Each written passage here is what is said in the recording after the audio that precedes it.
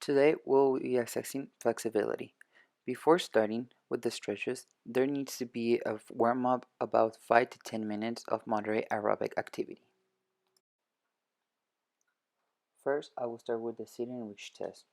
This assessment is designed for the older adult population due to their limited functional movements. This protocol measures the lower body flexibility one leg at a time. In this assessment, the subject will sit at the edge of a chair having one foot flat on the floor and the other one extended, knees straight, heel on the floor, and ankle dorsiflex. Place one hand over the other with the fingers extended. Have the participant inhale and exhale as they reach forwards towards the toes by bending the hip while keeping the back straight and head up. Hold for 2 seconds and avoid bouncing and quick movements. The assessment will have to be repeated both times for both legs. The chair has to be placed against the wall 15 inches high. There's no need to remove your shoes and there needs to be a second person to help with assistance. Also, make sure to keep the head in normal alignment. The distance is measured between the tip of the fingers and the tip of the toes. If fingers touch the toes, then the score is 0. If they don't, then the distance of the toes and fingers are taken negative values. If they overlap, measure the distance and take it as a positive score. Next is the Thomas test, which assesses flexibility of the hip flexors. The subject, which is me, needs to be laying down in supine position.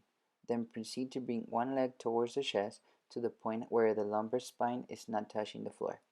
If the test leg remains in contact with the floor, then the hip flexors are adequately flexible. If the leg raises, then the hip flexor is inflexible. The assessment has to be done in both legs and record if they are flexible or inflexible. A second person will be needed to assist. Now, I went ahead and did the Canadian trunk forward flexion. This test measures trunk flexion by the ability to stretch the lower back and the hamstring muscles. It's important to remove the shoes for this test. Sit with the knees fully extended and the bottom of the feet against the surface of the flex box. Arms have to be extended forwards, one hand placed over the other, knees fully extended, and exhale as you reach as far as possible. Hold for 2 seconds, take measurements, and record it in centimeters. The test has to be done twice, and take the best one. From the value that you took from the box, subtract 3 centimeters from it. Take the best of the two scores. My score was 32 centimeters, and under the ACSM category, I was categorized as very good. Finally, I did the YMCA sit and reach test. For this test, I removed my shoes, placed a yardstick on the floor, and placed the tape across at a right angle to the 15-inch mark. The participant, in this case me, will sit with the yardstick between their legs extended at right angles to the tape line on the floor. I exhale as I reach in.